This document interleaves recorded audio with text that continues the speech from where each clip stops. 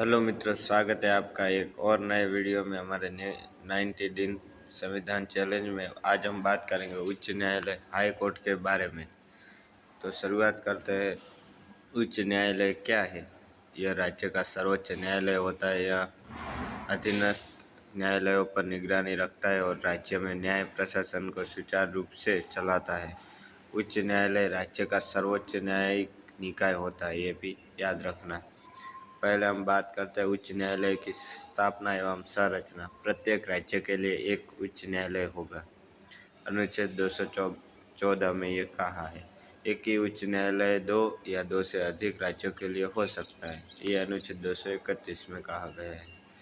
संरचना: मुख्य न्यायाधीश और अन्य न्यायाधीश। न्यायाधीशों की नियुक्ति कैसे होती है? तो न्यायाधीशों की नियुक्ति भारत के राष्ट्रपति द्वारा की जाती है। राष्ट्रपति भारत के मुख्य न्यायाधीश, संबंधित राज्य के राज्यपाल और उच्च न्यायालय के मुख्य न्यायाधीश से परामर्श करता है। ये कहा गया अनुच्छेद 217 में। न्यायाधीश बनने की योग्यता: भारत का नागरिक हो, कम से कम 10 साल तक किसी न्यायिक पद पर रहा हो या कम से कम 10 वर्ष तक किसी उच्च न्यायालय लगातार 10 वर्ष तक वकालत की हो। ये अनुच्छेद 217 में कहा गया है। कार्य एवं सेवानिवृत्ति: न्यायाधीश 62 वर्ष की आयु तक पद पर रहता है। राष्ट्रपति को संबोधित लिखित पत्र द्वारा त्याग पत्र दे सकता है। पद से हटाया जा सकता है केवल संसद द्वारा महाभियोग द्वारा। अनुच्छेद 217(1)(b) में कहा गया है। शपथ: न्यायाधीश भारत के राष्ट्रपति के समक्ष शपथ लेता है। शपथ की रूपरेखा तृतीय अनुसूची में दी गई है। अनुच्छेद 219। वेतन एवं भत्ते: वेतन भारत के संविधान की 7वीं अनुसूची के अनुसार संसद द्वारा निर्धारित किया जाता है। वेतन एवं भत्तों में न्यायाधीश की कार्यकाल की दीवान कभी नहीं की जा सकती। अनुच्छेद 218 में कहा गया है। महत्वपूर्ण तथ्य: भारत का पहला उच्च न्यायालय कलकत्ता उच्च न्यायालय 1862। भारत में वर्तमान में 25 उच्च न्यायालय है। उच्च न्यायालय एक अभिलेख न्यायालय है। अनुच्छेद 215 में कहा गया है।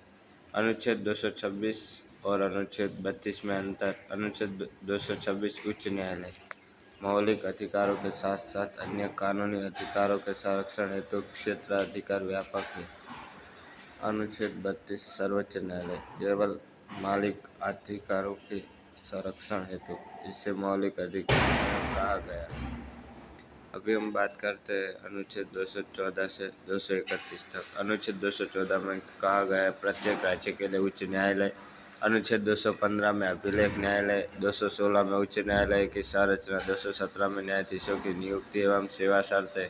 218 में न्यायाधीशों के वेतन भत्ते। 219 में शपथ। 220 में सेवानिवृत्ति के बाद वकील पर प्रतिबंध। 221 में निर्णयों का पालन। 222 में न्यायाधीशों का स्थानांतरण। 223 में कार्यवाहक मुख्य न्यायाधीश। 224 में अतिरिक्त एवं कार्यवाहक न्यायाधीश। 225 में क्षेत्राधिकार। 226 में रिट जारी करने की शक्ति। 227 अधीनस्थ न्यायालयों पर अधीक्षण। 228 में कुछ मामलों का अंतरण। 229 में उच्च न्यायालय के कर्मचारी। 230 में संघ क्षेत्र के लिए प्रावधान। 231 में 2 या 2 से अधिक राज्यों के लिए एक उच्च न्यायालय। अभी हम बात करेंगे आगे उच्च न्यायालयों की शक्तियाँ। मूल अधिकारिता: कुल विवादों की सुनवाई उच्च न्यायालय में पहली बार पर होती है। पहला स्तर जैसे राज्य के भीतर दो जिलों के बीच विवाद, कंपनी अधिनियम के कुछ मामले, भूमि अधिग्रहण से संबंधित मामले आदि। अपीलीय अधिकारिता: अधीनस्थ न्यायालयों के निर्णयों के विरुद्ध उच्च न्यायालय में अपील की जा सकती है। दीवानी, फौजदारी तथा संवैधानिक मामलों में अपील सुनी जाती है। तीसरा है रीट अधिकारिता। अनुच्छेद 226 के अनुसार अनुच्छेद 226 के अंतर्गत उच्च न्यायालय मौलिक अधिकारों के साथ साथ अन्य विधिक अधिकारों की रक्षा हेतु रिट जारी कर सकता है। रिट के प्रकार: हेबियस कॉर्पस, मैंडेमस, प्रोहिबिशन, को वारंटो, सर्टियोरारी। वो हम कल भी इसके बारे में चर्चा की थी। अधीनस्थ न्यायालयों पर अधीक्षण की शक्ति। अनुच्छेद 227 उच्च न्यायालय को अपने क्षेत्र के सभी अधीनस्थ न्यायालयों एवं न्यायाधिकरणों पर अधीक्षण की शक्ति प्राप्त है। यह शक्ति प्रशासनिक भी है और न्यायिक भी। न्यायिक पुनर्विलोकन उच्च न्यायालय के विधायिका और कार्यपालिका के कार्यों की संवैधानिक वैधता की जांच करने की शक्ति है। यदि कोई कानून संवैधानिक के विरुद्ध पाया जाता है तो उच्च न्यायालय उसे निरस्त कर सकता है। अभिलेख न्यायालय अनुच्छेद 215 प्रत्येक उच्च न्यायालय एक अभिलेख न्यायालय होता है। इसका अर्थ है कि यह अपने निर्णय, कार्यवाही और अभिलेख स्वयं सुरक्षित रखता है और इनकी प्रामाणिकता से कोई प्रश्न नहीं उठाया जा सकता।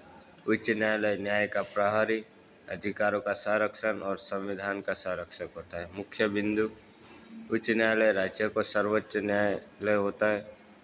ये संविधान का संरक्षक और नागरिकों के अधिकार का रक्षक है। यह न्यायिक, संवैधानिक और प्रशासनिक नियंत्रण की महत्वपूर्ण भूमिका निभाता है। अभी हम बात करेंगे अनुच्छेद 226 बनाम अनुच्छेद 32।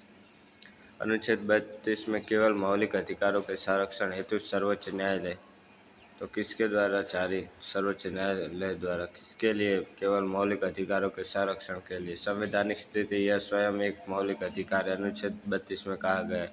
और अनुच्छेद 32 को डॉक्टर भीमराव अम्बेडकर ने बंधारण कॉन्स्टिट्यूशन 16 भी कहा गया है। क्षेत्र अधिकार संपूर्ण भारत रीट जारी करने की शक्ति 5 प्रकार के रीट जारी कर सकता है।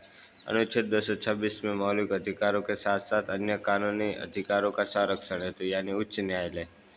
उच्च न्यायालय द्वारा मौलिक अधिकारों के साथ साथ अन्य कानूनी अधिकारों के संरक्षण के लिए यह मौलिक अधिकार नहीं है, ये उच्च न्यायालय की शक्तियों में से एक है, अनुच्छेद 226 में कहा गया।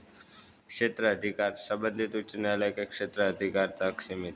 रीट जारी करने की शक्ति 5 प्रकार के रीट जारी कर सकता है। परीक्षा के लिए महत्वपूर्ण तथ्य भारत का पहला उच्च न्यायालय कलकत्ता उच्च न्यायालय 1862। भारत में वर्तमान 25 उच्च न्यायालयों के न्यायाधीश सेवानिवृत्ति आयु 62 वर्ष।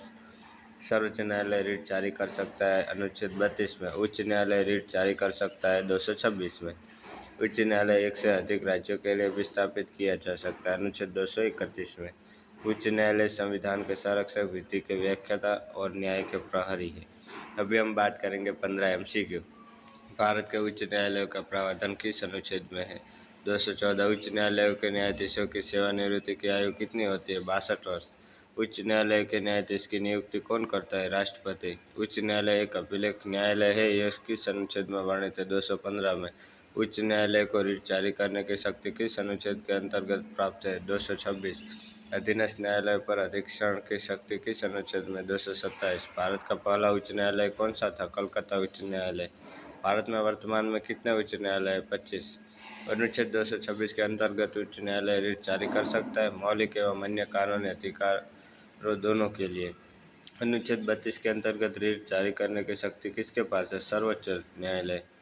उच्च न्यायालय के न्यायाधीश बनने के लिए उच्च न्यायालय में अधिवक्ता के रूप में न्यूनतम कितने वर्ष का अनुभव आवश्यक है? 10 वर्ष का। उच्च न्यायालय के लिए न्यायाधीशों की नियुक्ति एवं सेवा शर्तों का उल्लेख किस अनुच्छेद में? 217 में। उच्च न्यायालय के न्यायाधीशों का स्थानांतरण किस अनुच्छेद के अंतर्गत किया जाता है? अनुच्छेद 222। 2 या 2 से अधिक राज्यों के लिए एक ही उच्च न्यायालय की व्यवस्था किस अनुच्छेद में? 231। निम्नलिखित में से कौन सा कथन सही है?